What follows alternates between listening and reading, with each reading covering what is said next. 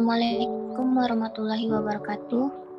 Baiklah, kami dari kelompok 5 yang beranggotakan 1. Anggun Khotimah, 2. Aulia Insyani Syafitri, dan saya sendiri yaitu Debra Fortuna Sunarsan HS. Kami akan mempresentasikan proposal penelitian kami yang berjudul Pengaruh Kombinasi Pupuk Organik Limbah Ikan Laut terhadap Pertumbuhan Hasil Tanaman Cabai Merah atau Capsicum Anthum L. Langsung saja kita masuk ke bab 1, pendahuluan.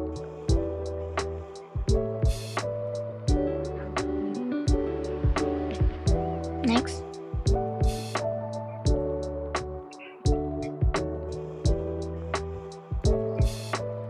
Latar belakang. Pemanfaatan limbah ikan secara sederhana sudah dilakukan, diantaranya dimanfaatkan sebagai tepung ikan, minyak ikan, gelatin, bakso, dan pakan ternak, baik secara langsung maupun dalam bentuk pelet, seperti pada daerah Gajah Satu Air Tawar Barat, Kecamatan Padang Utara. Banyaknya ikan sisa atau ikan-ikan yang terbuang di pantai Gajah Satu ternyata masih dapat dimanfaatkan sebagai bahan baku pupuk organik lengkap, yakni pupuk yang memiliki kandungan unsur-unsur makronya terbatas atau tidak mencukupi untuk kebutuhan tanaman dan harus dilengkapi dengan penambahan unsur lainnya sehingga kandungan nitrogen, fosfor, dan kaliumnya sesuai dengan yang dibutuhkan. Salah satu tanaman hortikultura adalah cabai merah. Cabai merah merupakan salah satu komoditas hortikultura yang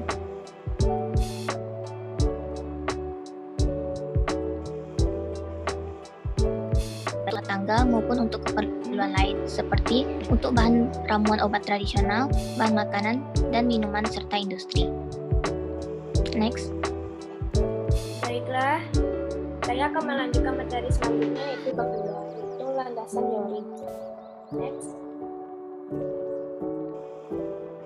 Limbah adalah suatu bahan yang terbuang atau dibuat dari suatu sumber aktivitas manusia maupun proses alam dan boleh mempunyai nilai ekonomis.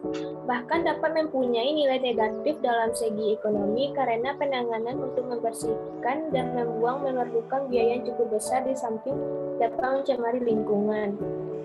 Pupuk merupakan bahan yang mengandung satu atau lebih unsur hara tanaman yang jika diberikan ke tanaman dapat meningkatkan pertumbuhan dan hasil tanaman. Pupuk organik merupakan pupuk yang tersusun dari materi makhluk hidup seperti pelapukan sisa-sisa tanaman, hewan, dan manusia.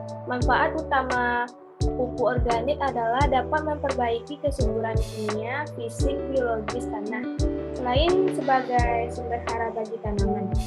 Tanaman cabai merah dapat tumbuh dan beradaptasi pada hampir semua jenis tanah, baik pada tanah mineral yang bertekstur ringan atau sarang, sampai pada tanah-tanah bertekstur liat berat dan juga pada tanah organik seperti tanah gambut.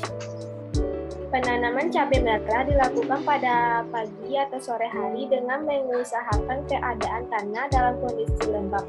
Apabila tanah terlalu kering maka disiram dahulu. Next, pembaca materi selanjutnya kami serahkan kepada moderator. Selanjutnya akan dibacakan oleh Anggun Khotimah. Kepada Anggun disilahkan. Baiklah, bab 3 yaitu metode penelitian.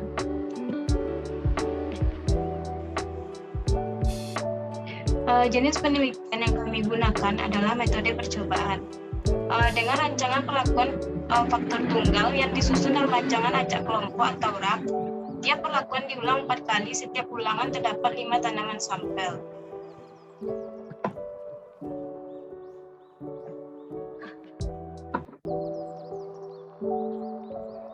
Perlakuan yang kami gunakan yaitu terdapat 5. Yang pertama, perlakuan pertama dengan konsentrasi pupuk limbah ikan sebanyak 0% merupakan perlakuan kontrol. Yang kedua, perlakuan dengan konsentrasi pupuk limbah ikan 3,5% dengan 35 ml pupuk dalam 1000 ml larutan. Perlakuan ketiga itu perlakuan dengan konsentrasi pupuk limbah ikan sebanyak 4% dengan 40 ml pupuk dalam 1000 ml larutan. Perlakuan keempat adalah perlakuan dengan konsentrasi pupuk limbah ikan 4,5% dengan 45 ml pupuk dalam 1000 ml larutan.